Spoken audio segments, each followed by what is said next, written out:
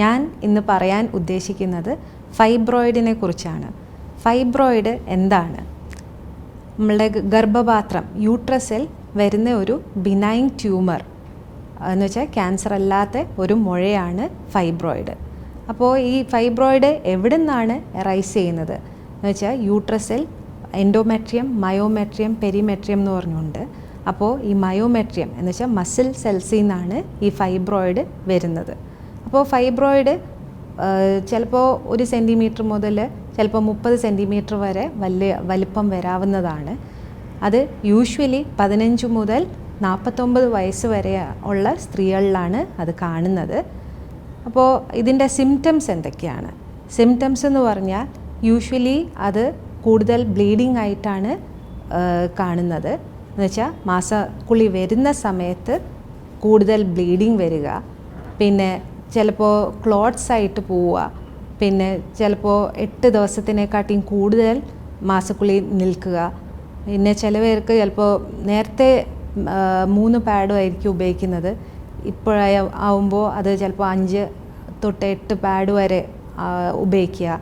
ചിലപ്പോൾ രാത്രി കാലങ്ങളിൽ എണീച്ച് പാഡ് മാറ്റേണ്ടി വരിക.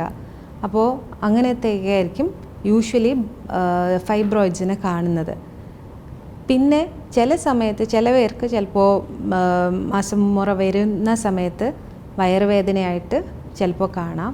ചിലപ്പോൾ വയറ് വീക്കം എന്ന് വെച്ചാൽ അബ്ഡോമിനൽ ഡിസ്റ്റൻഷൻ, അത് ഈ ഫൈബ്രോയിഡ് വലുതാവുമ്പോൾ അങ്ങനെ കാണാനുള്ള സാധ്യതയുണ്ട്.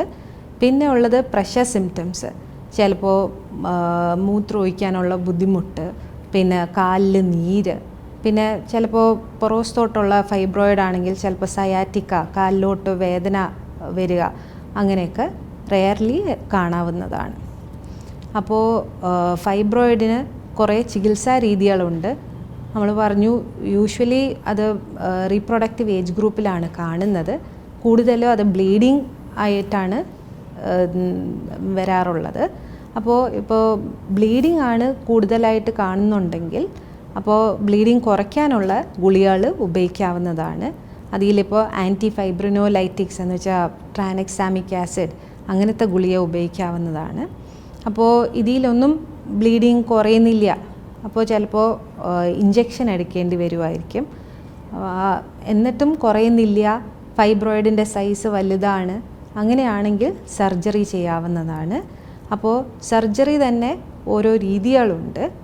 ഒന്ന് യൂട്രസ് മുഴുവനായിട്ട് മാറ്റാവുന്ന സർജറിയും അല്ലാതെ ഫൈബ്രോയിഡ് മാത്രം മാറ്റുന്ന സർജറിയുണ്ട്. അപ്പോൾ യൂട്രസ് മുഴുവൻ മാറ്റുന്നതാണ് ഹിസ്റ്ററക്ടമി എന്ന് പറഞ്ഞാൽ. അത് ഒന്നി വയറ് തുറന്ന് ചെയ്യാം, അല്ലെങ്കിൽ ലാപ്രോസ്കോപ്പി വഴി ചെയ്യാം, അല്ലെങ്കിൽ നോൺ ഡിസെൻറ്റ് വെജൈനൽ ഹിസ്റ്ററക്ടമി. അത് ഡോക്ടർ കണ്ട് എന്താണ് ഉചിതമായിട്ടുള്ള സർജറി അതായിരിക്കും പറയുന്നത്. പിന്നെ ഉള്ളതാണ് മയോമെക്ടമി. മയോമെക്ടമി എന്ന് പറഞ്ഞാൽ ഫൈബ്രോയിഡ് മാത്രം മാറ്റുന്ന സർജറിയാണ് മയോമെക്ടമി.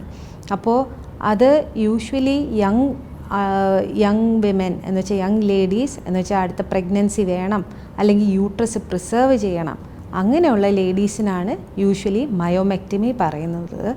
അപ്പോൾ പക്ഷേ ചില പേർക്ക് ചിലപ്പോൾ ബ്ലീഡിങ് വല്ലതും കൂടുതലാവുന്നു, അങ്ങനെ എന്തെങ്കിലും ഉണ്ടെങ്കിൽ ചിലപ്പോൾ റെയർലി അത് ഹിസ്റ്ററക്ടമിക്ക് സാധ്യതയുണ്ട്. പിന്നെ ഉള്ളതാണ് ഗുളിക കഴിക്കുന്നത്. ഇപ്പോൾ ഈ ഫൈബ്രോയിഡിന് നമ്മൾ പറഞ്ഞു ബ്ലീഡിങ് കുറയാൻ വേണ്ടിയുള്ള ഗുളികകളുണ്ട്, അതല്ലാതെ ഫൈബ്രോയിഡ് ചുരുങ്ങാൻ വേണ്ടി ഉള്ള ഗുളികകളും ഉണ്ട്. അത് ഓർക്കേണ്ടത് ചിലപ്പോൾ ഈ ഗുളികയൊക്കെ നിർത്തുമ്പോൾ അതിൻ്റെ സൈസ് പിന്നെയും വലുതാവുന്നതായിരിക്കാം. അപ്പോൾ അതുകൊണ്ട് യൂഷ്വലി അത് സർജറിക്ക് മുമ്പെയോ അല്ലെങ്കിൽ ഇപ്പം മാസമുറ നിൽക്കാറായി, ഒരു 50 വയസ്സായി, അപ്പോൾ അങ്ങനെ വല്ലതും അത്യാവശ്യ ഘട്ടങ്ങളിൽ മാത്രമാണ് യൂഷ്വലി ഈ മെഡിക്കേഷൻസ് കൊടുക്കുന്നത്. പിന്നെ ഈ ഫൈബ്രോയിഡിന് എന്തെങ്കിലും ക്യാൻസർ ആവാനുള്ള സാധ്യതയുണ്ടോ, കോംപ്ലിക്കേഷൻസ് എന്തെങ്കിലും ഉണ്ടോ? അപ്പോൾ ക്യാൻസറിൻ്റെ സാധ്യത എന്ന് പറഞ്ഞാൽ 1000-ൽ 1 എന്ന് വെച്ചാൽ 0.1% ആണ് സാർക്കോമാറ്റസ് ചേഞ്ച് ഉണ്ടാവാനുള്ള സാധ്യത. പിന്നെ ഉള്ളത് ഫൈബ്രോയിഡിൽ ചിലപ്പോൾ വേദന വരാം, ചിലപ്പോൾ അത് ടോർഷൻ വരാം. എന്ന് വെച്ചാൽ അത് പിഡങ്കുലേറ്റഡ് ഫൈബ്രോയിഡ് എന്ന് വെച്ചാൽ യൂട്രസിൽ നിന്ന് ഒരു കൊച്ചൊരു പെഡിക്കിൾ മാത്രം ഉണ്ട്. അങ്ങനത്തെ ഫൈബ്രോയിഡ് ആണെങ്കിൽ അത് റെയർലി ഇത് പിഡങ്കുലേറ്റഡ് ഫൈബ്രോയിഡിന് ടോർഷൻ വരാം. പിന്നെ ഉള്ളത് ചിലപ്പോൾ ചില സമയത്ത് വേദനയായിട്ട് കാണാം. എന്ന് വെച്ചാൽ അത് റെഡ് ഡീജനറേഷൻ അങ്ങനെയൊക്കെ വരുവാണെങ്കിൽ ഫൈബ്രോയിഡിൽ വേദനയായിട്ട് വരാം. അത് ഈ പ്രഗ്നൻസിയിൽ തന്നെ ഫൈബ്രോയിഡ് വരുമ്പോഴാണ് യൂഷ്വലി റെഡ് ഡീജനറേഷൻ കാണുന്നത്. അപ്പോൾ ചിലപ്പോൾ തെറ്റിദ്ധാരണ വരാം. എന്ന് വെച്ചാൽ വേറെ എന്തെങ്കിലും കോസാണ്, അപ്പോൾ സർജറി ഒക്കെ ചെയ്യണമെന്നൊക്കെ ആലോചിക്കും. പക്ഷേ റെഡ് ഡീജനറേഷൻ ഓഫ് ഫൈബ്രോയിഡ് ആണെങ്കിൽ യൂഷ്വലി മരുന്ന് വേദന സംഹാരിയാണ് ഉപയോഗിക്കേണ്ടത്. പിന്നെ ഉള്ളതാണ് ഈ uterine artery embolisation. Uterine artery embolisation എന്ന് പറഞ്ഞാൽ ഈ ഫൈബ്രോയിഡിൻ്റെ സൈസ് കുറയാൻ വേണ്ടി ഈ രക്തക്കുഴലിൽ കൂടെ ഈ മൈക്രോ മോളിക്യൂൾസ് അത് ഇഞ്ചെക്റ്റ് ചെയ്ത്, അപ്പോൾ അതിലോട്ടുള്ള ഈ രക്ത ഓട്ടം കുറയുമ്പോൾ ഫൈബ്രോയിഡിൻ്റെ സൈസ് കുറയുന്നതാണ്. പിന്നെ ഉള്ളത് ഒരു MRI FUS, magnetic resonance guided focused ultrasound സർജറിയാണ്. അതും ചില സ്ഥാപനങ്ങളിൽ ഉള്ളതാണ്. അപ്പോൾ ഇന്ന് ഞാൻ പറഞ്ഞത് ഫൈബ്രോയിഡിനെ കുറിച്ചാണ്. ഫൈബ്രോയിഡ് എന്ന് പറഞ്ഞാൽ യൂട്രസിൽ നിന്നുള്ള ഒരു മുഴയാണ്. അത് ബിനൈൻ ട്യൂമറാണ്, എന്ന് വെച്ചാൽ മാലിഗ്നൻ്റ് അല്ല. പിന്നെ അത് യൂഷ്വലി ബ്ലീഡിങ് കൂടുതൽ അങ്ങനെയൊക്കെയാണ് കാണുന്നത്. റീപ്രൊഡക്റ്റീവ് ഏജ് ഗ്രൂപ്പ് എന്ന് വെച്ചാൽ 15 തൊട്ട് 49 വയസ്സുള്ള സ്ത്രീകളിലാണ് കാണുന്നത്. അപ്പോൾ ഒന്നെന്ന് പറഞ്ഞാൽ നമുക്ക് എക്സ്പെക്റ്റൻറ്റ് മാനേജ്മെൻ്റ് ഉണ്ട്, അല്ലെങ്കിൽ സർജറി ഉണ്ട്, പിന്നെ കൺസർവേറ്റീവ് മാനേജ്മെൻറ്റും ഉണ്ട്. അപ്പോൾ ഏതാന്ന് വെച്ചാൽ ഡോക്ടറിനെ കണ്ട് ഉചിതമായിട്ട് ഉള്ള തീരുമാനം എടുക്കുന്നതാണ് നല്ലത്. ഇത്രയും പറഞ്ഞുകൊണ്ട് ഞാൻ എൻ്റെ വാക്കുകൾ ചുരുക്കുന്നു. നന്ദി, നമസ്കാരം.